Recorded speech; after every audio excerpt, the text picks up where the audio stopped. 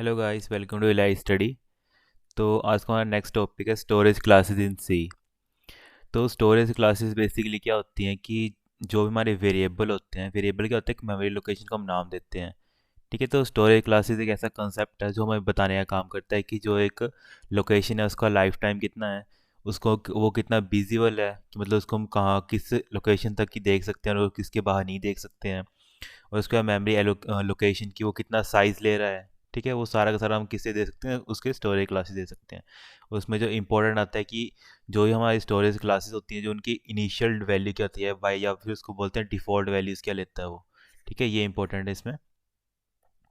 तो हम देख लेते हैं कि स्टोरेज क्लासेस सी में कितनी तरह की होती हैं। ठीक है, याद रखना किसके रिगार्डिंग होता है, ये वेरिएबल के ऊपर होते हैं सारे के सारे इंप्लीमेंट ये, कि वेरिएबल का लाइफ टाइम कितना है, उसकी विजिबिलिटी कितनी है, वो कितना मेमोरी एलोकेट ले रहा है। ठीक है, उसकी इनिशियल वैल्यू कितनी है। तो ये फोर टाइप्स की होती हैं, एक ऑटोमेटिक होती है, एक एक्सटर्न होती है, एक स्टैटिक होती है, एक रजिस्टर होती है। तो यहाँ पे हम टेबलर फॉर्म में देख लेते हैं इसको। सबसे पहले यहाँ पे क्या लिखा है कि ये चार वो आ गई, हमारी स्टोरेज क्लासेस आ गई। ठीक है, इसमें ये इंपॉर्टेंट है कि ये जैसे मतलब होता है कि कोई कई जो मतलब स्टोरेज एरिया लेती हैं, मतलब स्टोरेज क्लासेस लेती हैं, वो हमारी हमें पता है कि जो हमारा प्रोग्राम सेव होता है रैम में होता है। ठीक है, कि मैं रैम में मेमोरी लेगा, रैम में इंस्ट्रक्शन पड़ी होंगी। और कुछ इंस्ट्रक्शन होती हैं वो कहाँ होती है, हमारी रजिस्टर के अंदर। ठीक है, तो यहाँ पे एक कंसेप्ट देखने का होता है कि कौन सी स्टोरेज क्लासेस हैं जो रैम को यूटिलाइज करती हैं और कौन सी रजिस्टर को यूटिलाइज करती हैं।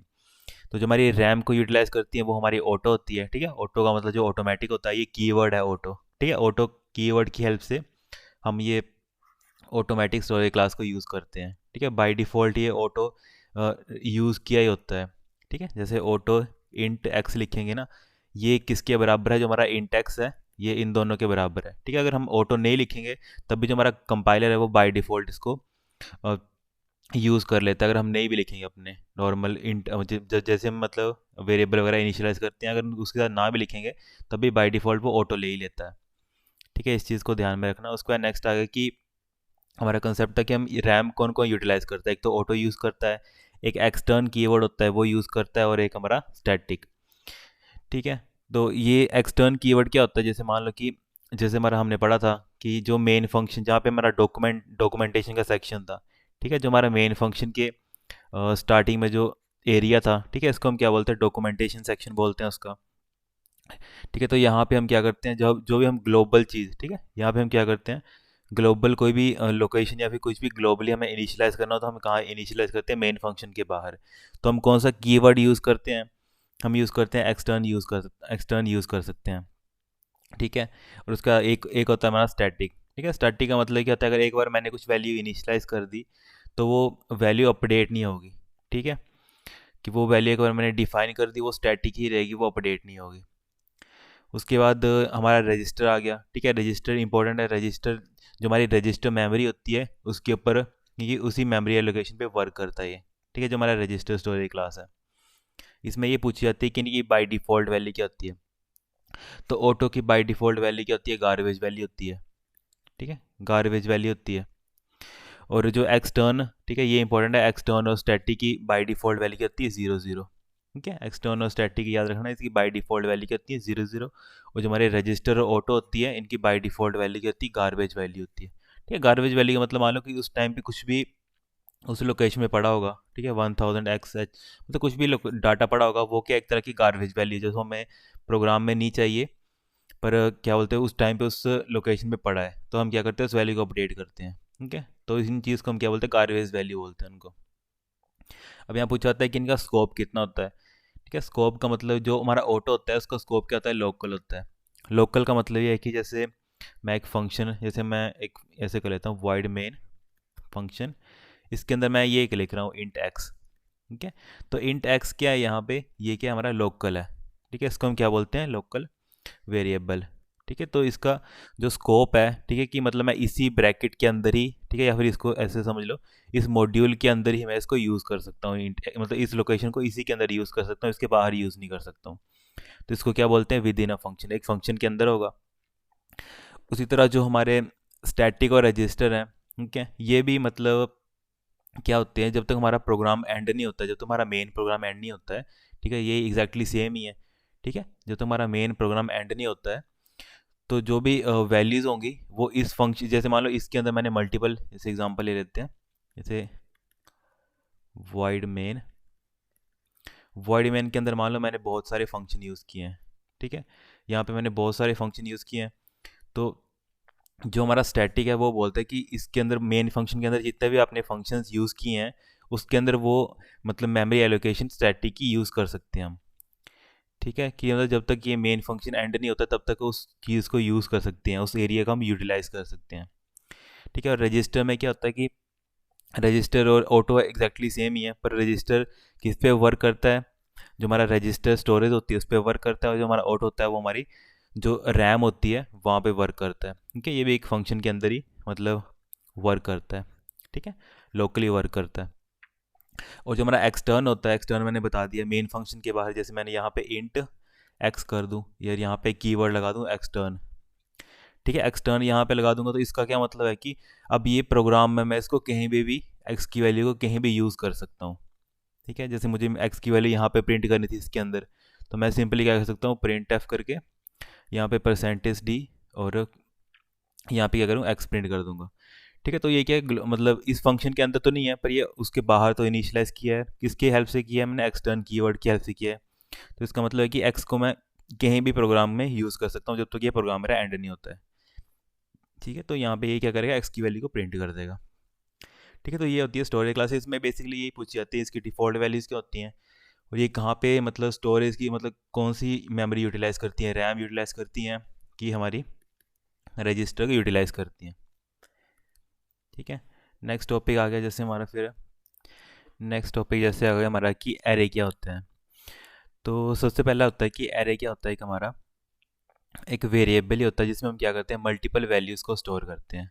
ठीक है, नंबर वन पे क्या आ गया हमारा, मल्टीपल वैल्यूज़। ठीक है, स्टोर्ड। अब इसमें एक कंसेप्ट आता है कि कंटिन्यू, मतलब एक आता है कि ये कंटिन्यूस मेमोरी एलोकेशन है कि नॉन कंटिन्यूस है। ठीक है, ये किस तरह की है, कंटिन्यूस मेमोरी एलोकेशन। ठीक है, इसमें सेकंड पॉइंट याद रखना, ये स्टोर करता है मतलब मल्टीपल वैल्यूज़ तो स्टोर करता है, पर किस तरह की, सिमिलर काइंड की वैल्यू। ठीक है, सिमिलर टाइप वैल्यूज़ को ये स्टोर करता है अपने अंदर। ठीक है, एरे। नंबर थ्री में ये पूछा आता है कि ये कौन सी जो रेफरेंस टेक्निक यूज़ करता है, तो मतलब एरिया यूज़ करता है, तो जो हमारा हीप एरिया है, ठीक है, हीप एरिया बोलते हैं। ठीक है, हीप एरिया को यूटिलाइज करता है जो डाटा को स्टोर करने के लिए। ठीक है, इसमें ये तीन इंपॉर्टेंट है, ये पूछे जा सकते हैं इसमें। अब यहाँ पे हम देख लेते हैं, ये एरे का एग्जांपल आ गया, जैसे यहाँ पे क्या है, एरे का साइज़ कितना है, 5। ठीक है, इसका मतलब क्या है कि मुझे 5 कोई डाटा एंटर करने हैं पर सिमिलर टाइप के, जैसे मुझे मान लो 10, 20, 30, 40, 50, ये सारे क्या करने हैं, मुझे स्टोर करने हैं। तो मैं क्या यूज़ करूँगा, मतलब सिंगल सिंगल ना, मतलब मेमोरी को एलोकेट करके मैं क्या करूँगा, एक ही बारी में मेमोरी एलोकेट कर दूंगा, जिसमें क्या करूँगा, मैं एक ही साथ में इन सभी डाटा को स्टोर कर सकता हूँ। तो मुझे क्या यूज़ करना पड़ेगा, एरे। ठीक है, इससे हमें इसकी जो डेफिनेशन है वो समझ आती है कि जो हमारा एरे होता है वो क्या करती है, सिमिलर काइंड ऑफ डाटा को स्टोर करती है।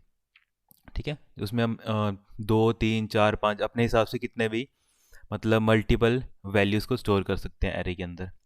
जैसे यहाँ पे एरे का साइज़ 5 है, तो मैंने जैसे मान लो कि मुझे 5 वैल्यू एंटर करनी है, ऐसी ये लोकेशन है 5, तो मैंने इसके अंदर स्टोर कर दी 10, 20, 30, 40, 50।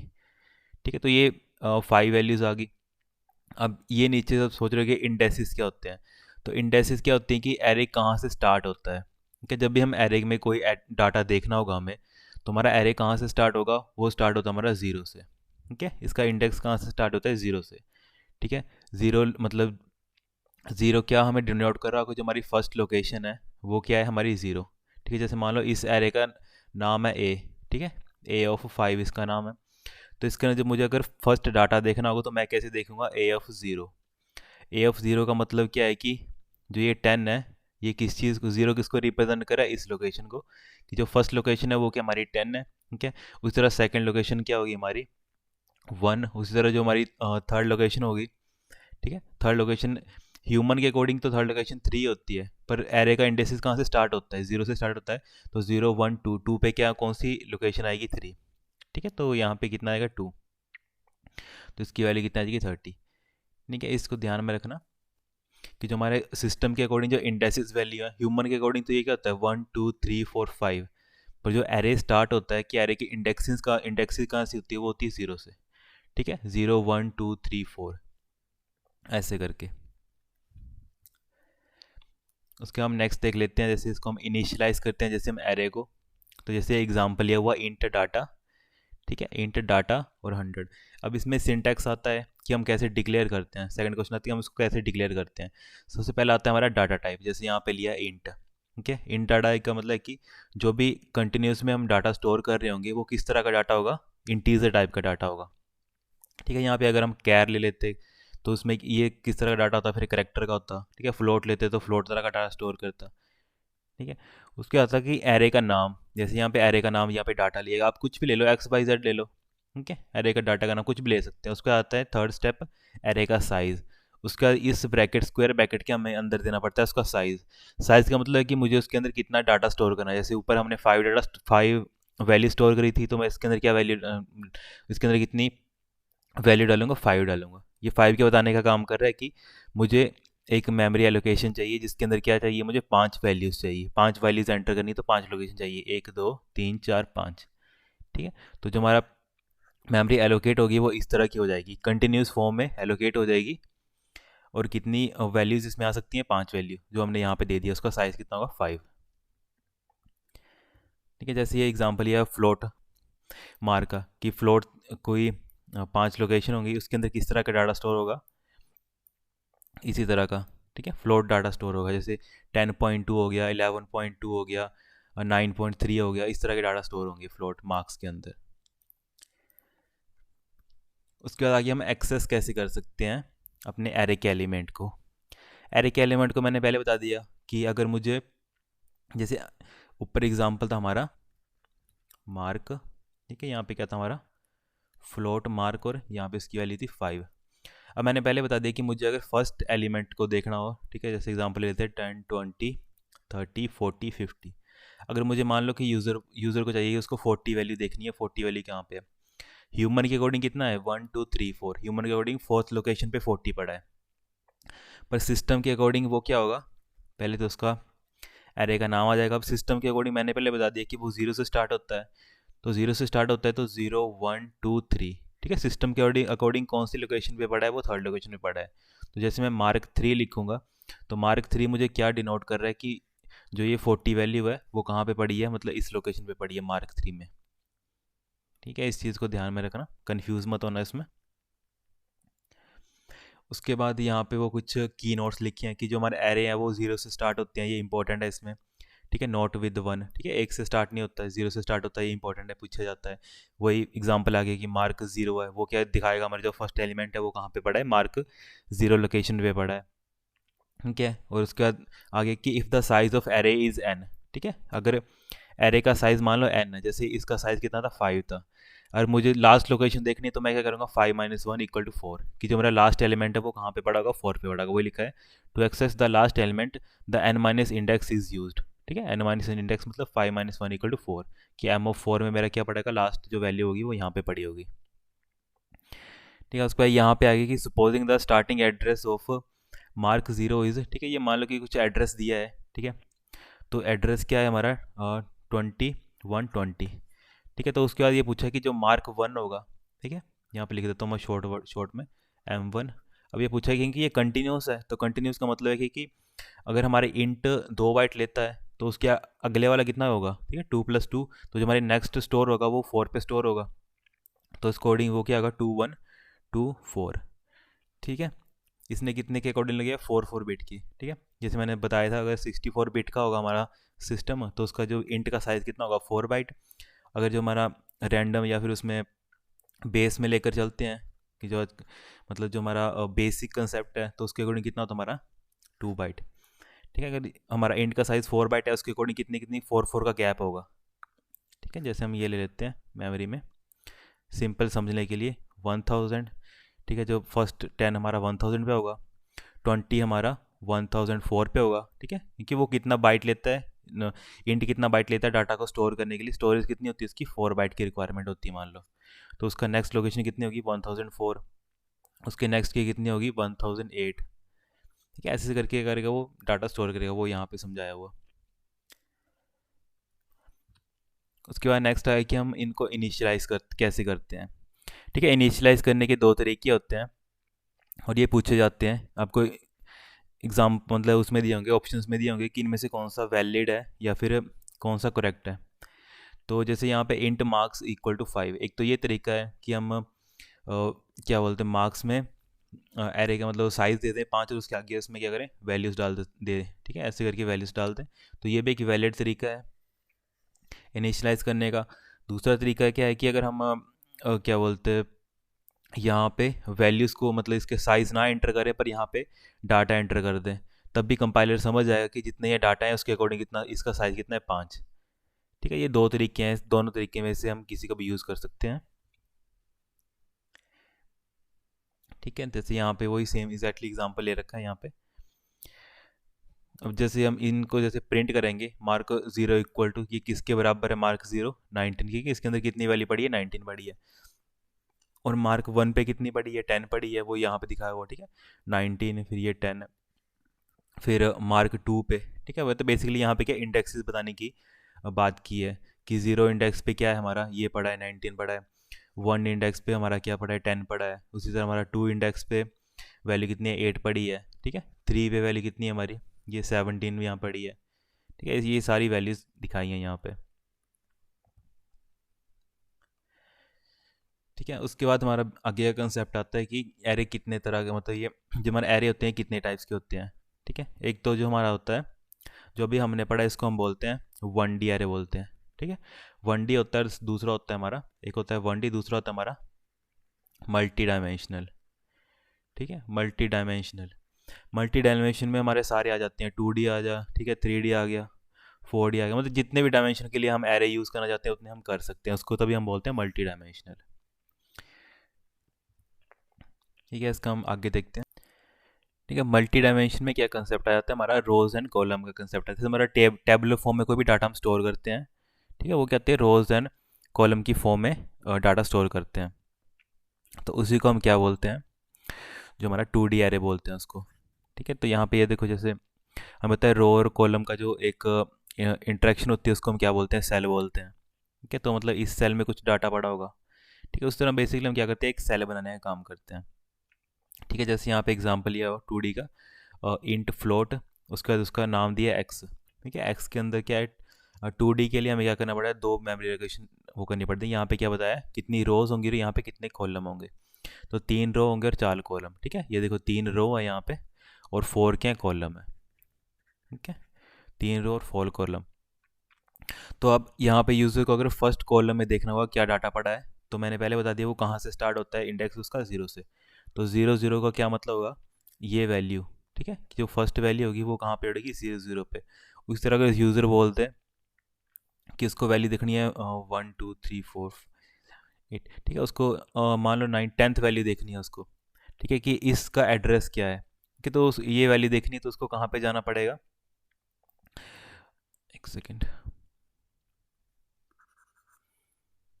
ठीक है, उसको कहाँ पे जाना पड़ेगा एक्स की जो रो नंबर कितनी है यहाँ पे इसका रो नंबर कितने 2 है। ठीक है, रो नंबर 2 है और कॉलम नंबर कितना है 1 है।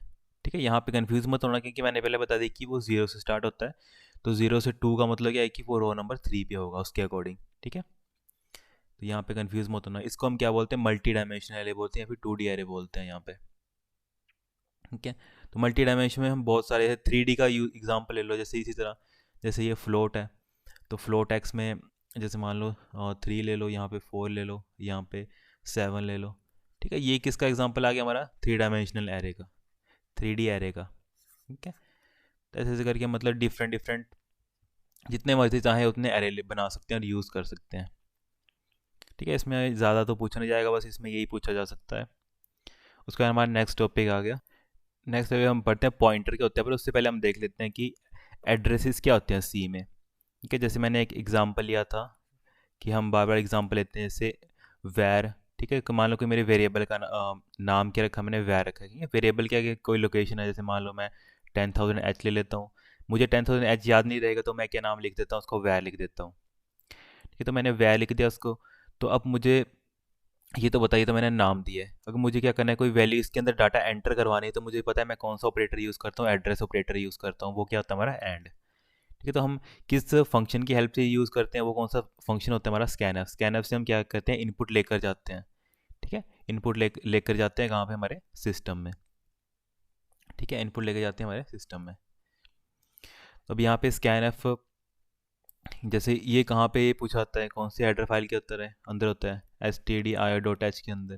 ठीक है, ये सारे के सारे हम इतने बार डिस्कस कर चुके हैं इनको। ठीक है, हैश इंक्लूड stdio.h, तो बेसिकली पूछा था कि इस हेडर फाइल के अंदर होता है, stdio.h के अंदर। तो जो हमारा स्कैनफ फंक्शन के अंदर हम परसेंटेज डी हमें पता है क्यों लिखा है, क्योंकि जो भी डाटा होगा वो किस तरह का डाटा स्टोर करेगा इसके अंदर, कोई भी वेरिएबल टाइप का। ठीक है, मतलब इंटीजर टाइप का डाटा होगा, सॉरी यहाँ पे। ठीक है, जैसे 10 हो गया, 20 हो गया, 30, कुछ भी, मतलब इंटीजर टाइप का डाटा स्टोर करेगा इस लोकेशन के अंदर। अब इस लोकेशन का पता कैसे लगेगा, किस किस लोकेशन में स्टोर करना है, तो हम क्या यूज़ करते हैं, एड्रेस ऑपरेटर। ठीक है, एड्रेस ऑपरेटर विद कि उस लोकेशन का, ठीक है, जो हमने वेरिएबल का नाम दिया था, वो एड्रेस ऑपरेटर विद वेरिएबल का नाम। तो इसके जैसे ये आएगा, तो इसका मतलब कोई भी यूज़र कोई वैल्यू एंटर करेगा, जैसे 10 एंटर किया, तो 10 एंटर किया तो वो देखेगा कि ये एड्रेस कौन सा है, इस एड्रेस में जाके ये वैल्यू क्या कर जाए, हो जाएगी, मूव हो जाएगी यहाँ पे। इस वैल्यू, ये वैल्यू कहाँ चली जाएगी, इस एड्रेस के अंदर। तो इसको क्या बोलते हैं, एड्रेसेस इन सी बोलते हैं। ठीक है, कि मतलब एड्रेस बेसिकली हम कैसे पास करते हैं और कैसे वो यूज़ होता है। ठीक है, जैसे यहाँ पे एग्जांपल देख लेते हैं। तो जैसे हमारी हेडर फाइल आ गई, उसके बाद मेन फंक्शन आ गया। मेन फंक्शन के बाद ये मेन फंक्शन का ब्लॉक आ गया। इसके अंदर सबसे पहले हमने एक लोकेशन ली है, वेरिएबल लोकेशन ली है। ठीक है, उसके अंदर किस तरह का डाटा है, इंट डाटा है। ठीक है, इंट डाटा है उसके अंदर। उसके बाद हमने सिंपली क्या प्रिंट किया है, जो भी इसके अंदर डाटा है उसको प्रिंट हो जाएगा। हमने क्या किया है, वेर कॉलम कॉलन। अब यहाँ पे परसेंटेज दी है, तो ये वैल्यू किसके साथ रिप्लेस हो जाएगी, जो यहाँ पे डाटा पड़ा होगा इसके अंदर। तो इसके अंदर कितना पड़ा है, 5 पड़ा है, तो वेर की वैल्यू कितनी प्रिंट आ जाएगी, वेर 5 प्रिंट हो जाएगा। पहले तो ये प्रिंट हो जाएगा, फिर इसके बाद ये तो आ गया हमारा कमेंट, सिंगल लाइन कमेंट, ये तो इग्नोर कर देगा कंपाइलर हमारा। उसके बाद नेक्स्ट स्टेप आ गया हमारा print F address of war. अब हम देखा कि हमें क्या करना है कि ये एड्रेस एक्चुअल में इसका एड्रेस क्या है। ठीक है, तो बेसिकली हमें पता है क्या यूज़ करते हैं, हम एंड ऑपरेटर यूज़ करते हैं। तो जैसे हम एंड ऑफ वार लिखेंगे, ठीक है, इससे क्या, और हमें ये यहाँ पे ये चीज़ याद रखना, जब भी हम एड्रेस प्रिंट करते हैं तो हम परसेंटेज पी लिखते हैं। ठीक है, ये चीज़ ध्यान में रखना, ये इंपॉर्टेंट है कि जैसे हमने इंटीजर वैल्यू प्रिंट करनी है या फिर लेकर जानी है, तो हम परसेंटेज डी यूज़ करते हैं। ठीक है, करेक्टर के लिए परसेंटेज सी यूज़ करते हैं। उसी तरह जैसे हमारा कोई लोकेशन वगैरह प्रिंट करनी हो, ठीक है, तो हम क्या यूज़ करते हैं, मतलब परसेंटेज पी को यूज़ करते हैं। ठीक है, जैसे हम परसेंटेज पी यूज़ किया, तो इसका मतलब है कि जो भी इसकी एड्रेस होगा वो क्या होगा, प्रिंट हो जाएगा। ठीक है, तो ये जैसे यहाँ पे आ गया एड्रेस ऑफ वेर इज़, ठीक है, इस सिस्टम के अकॉर्डिंग ये था 2686-778, तो ये यहाँ पे क्या हो गया, प्रिंट हो गया। ठीक है, ऐसे से वो वर्क करता है। उसके बाद हम नेक्स्ट देख लेते हैं हमारा पॉइंटर क्या होता है। ठीक है, तो पॉइंटर क्या होता है कि जो भी हमारे, ये भी एक तरह के वेरिएबल ही होते हैं, पर ये क्या करते हैं, किसी दूसरे वेरिएबल का एड्रेस अपने अंदर स्टोर करते हैं। जैसे एग्जांपल समझ लेते हैं। जैसे मैंने कोई एक्स नाम का वेरिएबल बनाया, उसके अंदर वैल्यू पड़ी है 10। अब मैंने एक पॉइंटर बनाया, पॉइंटर के लिए सबसे पहले हम क्या यूज़ करते हैं, किसी वेरिएबल को पॉइंटर बनाने के लिए हम क्या करते हैं, उसके पहले स्टार यूज़ करते हैं। तो मान लो मैंने स्टार पी लिया, ठीक है, इंट स्टार पी लिया। अब मैंने क्या किया, स्टार पी के अंदर कितना क्या डाल दिया, इसके अंदर एड्रेस डाल दिया किसका, एक्स का। ठीक है, तो मान लो एक्स का एड्रेस है कुछ 1000 H करके। तब ये 1000 X कौन होल्ड करेगा, स्टार पी। तो स्टार पी के अंदर बेसिकली क्या पड़ा होगा, 1000 H। डाटा नहीं पड़ा होगा इसके अंदर, क्या पड़ा होगा इसके अंदर, ये एक ऐसा वेरिएबल होगा पॉइंटर, जो क्या करेगा, किसी दूसरे वेरिएबल का एड्रेस होल्ड करेगा। जैसे एक्स का एड्रेस क्या है, 1000, तो वो किसके अंदर है अभी, स्टार मतलब पी के अंदर है, इस पॉइंटर के अंदर है। ठीक है, तो इस चीज़ को ध्यान में रखना कि पॉइंटर क्या होता है, एक स्पेशल वेरिएबल होता है, वो यूज़ करता है, स्टोर करता है एड्रेसेस को।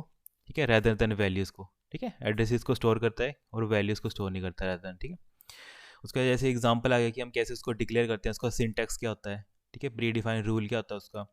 तो हमें पहले इंट लिखना पड़ता है कि डाटा टाइप किस तरह का, मतलब वो एड्रेस किस, जैसे मतलब मान लो कोई एक लोकेशन है, उसके अंदर कोई डाटा पड़ा है, जैसे सी पड़ा है, तो सी पड़ा है, तो ये डाटा किस तरह का है, करेक्टर टाइप का है, तो मुझे पॉइंटर किस तरह का बनाना पड़ेगा, करेक्टर का बनाना पड़ेगा। ठीक है, करेक्टर स्टार पी करके, ताकि मुझे इसका जो एड्रेस है वो होल्ड करना है। तो 2000 ले लेता हूँ उसको। ठीक है, तो मुझे अगर इस तरह के डाटा को होल्ड करना होगा, इस तरह के डाटा को, तो मुझे उसका पॉइंटर भी उसी तरह का लेना पड़ेगा। ठीक है, अगर करेक्टर है तो करेक्टर लेना पड़ेगा, इंट है तो इंट लेना पड़ेगा, फ्लोट है तो फ्लोट लेना पड़ेगा। ठीक है, तो जैसे यहाँ पे इसका सिंटैक्स लिखा है कि कुछ भी डाटा टाइप आ गया। ठीक है, डाटा टाइप आ गया, उसके साथ यहाँ पे एक सिंबल आ गया, स्टार का सिंबल। ठीक है, ये पूछा जाता है कि पॉइंटर का सिंबल कौन सा होता है जिसका तरह उसको पॉइंटर बनाते हैं, तो वो स्टार सिंबल होता है। और यहाँ पे आ गया कि उसका नाम, पॉइंटर नेम। ठीक है, पॉइंटर का कुछ भी हम नाम दे सकते हैं। ठीक है, तो ये क्या बेसिक इसका सिंटैक्स है कि हम कैसे उस चीज़ को लिखते हैं। उसके बाद ये ऐसे वो कुछ और तरीके आगे पॉइंटर को लिखने के लिए। ये एकदम ऐसे लिख सकते हैं, एक ऐसे लिख सकते हैं इंट स्टार P1, और दूसरा ऐसे इन दोनों में गैप देके ऐसे, मतलब इन तीनों तरीकों में से हम किसी को भी यूज़ करके लिख सकते हैं पॉइंटर को।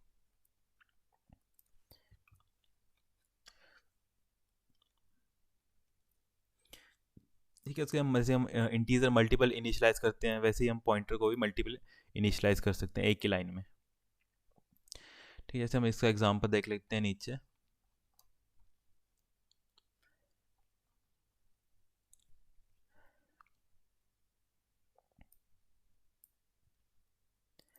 ठीक है, तो यहाँ पे देखो सबसे पहले क्या है, हेडर फाइल आ गई, उसका मेन फंक्शन आ गया जहाँ से एग्जीक्यूशन स्टार्ट होगी।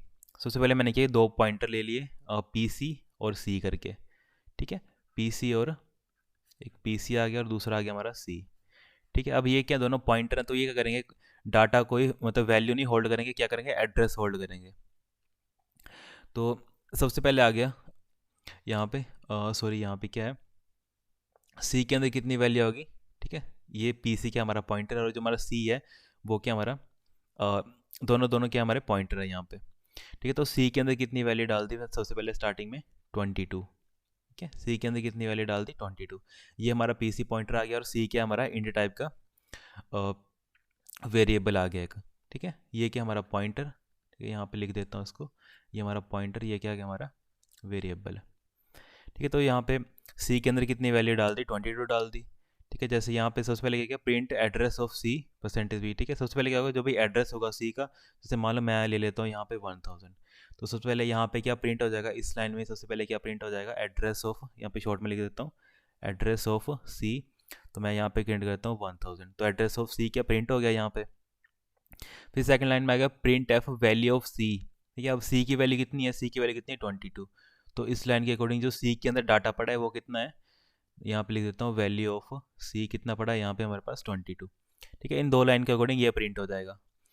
फिर थर्ड स्टेप में क्या किया, PC is equal to and C। अब हमें पता है PC क्या पॉइंटर है, अब C क्या है, C एड्रेस ऑपरेटर है, तो एड्रेस ऑपरेटर के अकॉर्डिंग क्या हो रहा है कि PC का जो भी एड्रेस है वो कहाँ कौन स्टोर करेगा, C का जो भी एड्रेस है वो कौन स्टोर करेगा, PC। ठीक है, तो इस लाइन के अकॉर्डिंग क्या होगा, इस लाइन के अकॉर्डिंग क्या होगा, जो हमारा PC है, ठीक है, यहाँ पे जो ये 1000 है ये यहाँ पे चला जाएगा PC के अंदर। ठीक है, यहाँ पे तो PC के अंदर कितनी वैल्यू होगी, 1000। ठीक है, उसका नेक्स्ट लाइन आ गया कि प्रिंट एफ एड्रेस पॉइंटर। अब हमने क्या किया, PC की वैल्यू को प्रिंट कर दिया, तो PC की वैल्यू कितनी पड़ी है करंटली 1000, तो यहाँ पे क्या प्रिंट हो जाएगा 1000। ठीक है, ये पूरा लिखा गया एड्रेस ऑफ पॉइंटर PC, तो 1000 प्रिंट हो जाएगा। अब इसके क्या करना है, कंटेंट ऑफ PC, अब मुझे क्या करना है कंटेंट। ठीक है, कंटेंट मतलब है कि अब ये क्या, इस एड्रेस के अंदर क्या डाटा पड़ा है वो मुझे प्रिंट करना है। ठीक है, तो इस एड्रेस के अंदर कितना डाटा पड़ा है हमारा 22। ठीक है, कि 1000 क्या है, 1000 के अंदर ही डाटा पड़ा है ना, तो PC क्या है, इस एड्रेस को ही होल्ड कर रहा है, तो ये बेसिकली इस एड्रेस पे जाएगा और उस एड्रेस पे देखेगा कि क्या डाटा पड़ा है। तो उसको प्रिंट करने के लिए बेसिकली इसका हमें पता है कि इंटीजर डाटा है, तो %d यहाँ पे हमने यूज़ किया। उसके बाद स्टार PC का मतलब है कि उसके अंदर जो डाटा पड़ा है। ठीक है, हम ये यूज़ करेंगे, स्टार PC का मतलब है कि जो उसके अंदर डाटा पड़ा है उसको प्रिंट करना है, तो इस लाइन पे क्या प्रिंट होगा, 22 को वो प्रिंट कर देगा। ठीक है, उसी तरह उसका हमने C की वैल्यू को अपडेट कर दिया, जैसे C की वैल्यू फिर फर्दर हमने 11 कर दी। 11 करने के बाद हमने क्या किया, एड्रेस प्रिंट किया उसका। ठीक है, जो भी एड्रेस होगा वो प्रिंट हो जाएगा। उसके बाद हमने क्या किया, कंटेंट उसके, ठीक है, फर्दर PC की वैल्यू को जो भी उसमें, ठीक है, हमने उसी लोकेशन पे कुछ वैल्यू अपडेट की ना। ठीक है, 1000 के अंदर मान लो कि 11 को अपडेट किया, पहले कितना था 22 था, 22 से हमने कितना कर दिया इसको, ठीक है 22 था, फिर हमने क्या कर दिया इसको 11 कर दिया। तो फिर से हमने उसी वैल्यू को प्रिंट किया, तो 22 को ना प्रिंट करके क्या प्रिंट करेगा, 11 प्रिंट करेगा। ठीक है, उसकी एड्रेस में क्या होगा, वो वैल्यू क्या होगी, अपडेट होगी। उसके बाद हमने क्या किया, star P C equal to two. ठीक है, star P C equal to two क्या मतलब है कि जो भी 1000 लोकेशन है उसके अंदर कितनी वैल्यू अपडेट हो जाएगी, 2 वैल्यू अपडेट हो जाएगी। ठीक है, तो जैसे ये वैल्यू अपडेट होगी, उसके बाद फिर से हमने क्या किया, एड्रेस ऑफ सी प्रिंट कर दिया। तो एड्रेस ऑफ सी फिर से कितना है, 1000 है, तो 1000 प्रिंट हो जाएगा। उसके बाद प्रिंट एफ में क्या लिखा है, वैल्यू ऑफ सी। तो सी की फिर से वैल्यू प्रिंट करनी है, तो सी के अंदर बेसिकली 1000। अब यहाँ पे 11 से फिर से कितना वैल्यू कर दी थी, 2 कर दी थी। तो फिर से पूछ रहा है कि वैल्यू ऑफ सी अभी करंटली कितना है, तो वैल्यू ऑफ सी कितना है हमारा 2। तो वो क्या करेगा, 2 को प्रिंट कर देगा। ठीक है, ऐसे ऐसे करके मतलब जो भी हमारे पॉइंटर का कंसेप्ट है वो ऐसे चल रहा है। ठीक है, ऐसे हम किसी लोकेशन को मतलब एक्सेस करके उसकी वैल्यूज़ को अपडेट कर रहे हैं। ठीक है, अपने हिसाब से। तो ये चीज़ आज मैं इसमें यही पूछा था कि जो हमारा पॉइंटर है वो क्या करता है, किसी वेरिएबल का एड्रेस अपने अंदर होल्ड करने का काम करता है। ठीक है, इसको हम एड्रेस ऑपरे ये बोलते हैं। ठीक है, एड्रेस ऑपरेटर पूछा था इसमें, जो हमारा एंड है वो एड्रेस ऑपरेटर आ गया। ठीक है, और ये पूछा था कि एड्रेस कौन होल्ड करता है, तो हमारा पॉइंटर होल्ड करता है। ठीक है, thank you so much, have a great day.